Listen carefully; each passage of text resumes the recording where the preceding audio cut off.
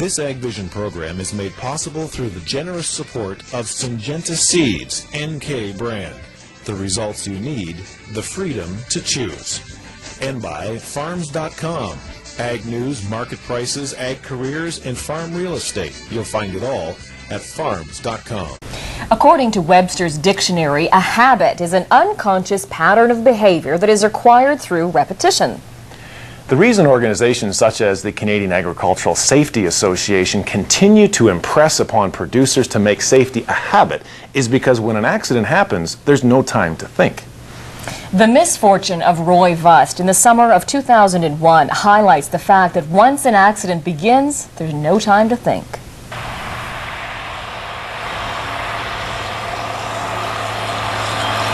The profession of farming has one of the highest risks of on-the-job injury and death. Roy Vust of Portage La Prairie, Manitoba, knows all too well how quickly and easily a serious farm accident can happen. It was July 30, 2001. I left and went mowing ditches and probably was working at it for about an hour when I was going up an incline and decided to stop, which I had to do. I remember putting my foot on the clutch.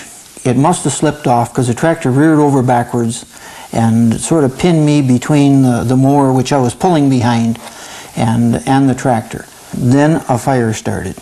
The tractor, of course, had the fuel tank ahead of me and it was spilling, and I really don't remember how I got out. I sort of stumbled, fell to the ground, ran away from the tractor a ways, and then realized I was still very hot, looked down, and my clothes, which were soaked, were still burning.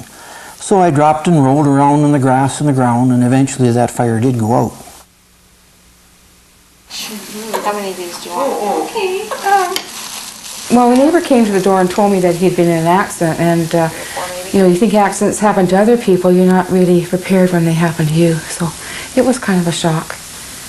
It was determined about 50% of my body was burned, second, third degree burns, and that puts you in critical condition. I wasn't really prepared for what I seen when I got to the hospital. The skin was all off his hands, and I was quite, you know, taken back at how badly he had been burned. Is that good? For Roy and his family, the long road to recovery began with 3 weeks in intensive care. And basically, once they get all your skin grafts on, they bandage you up, and those were changed just about daily. And they would come in and monitor my heart rate and my blood pressure, apparently, and when it got so high, they would just stop and let me rest for a couple hours and then come back and carry on changing. But that's how they determined how much I could tolerate. I remember when they first got me out of bed in the hospital, it was amazing how poor my coordination was and how weak I was. You know, just a little bit of activity would just tucker you right out. Financially, July 30th, as you can imagine here, it's just before harvest. It's not a good time to go to the hospital. I missed that harvest season completely.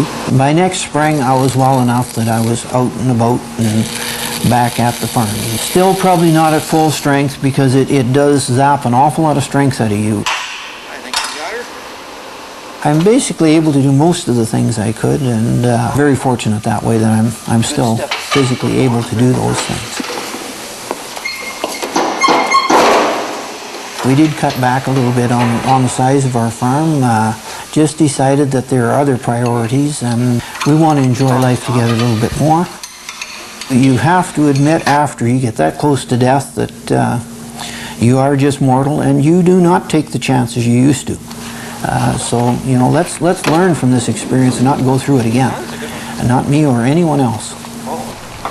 Some good advice.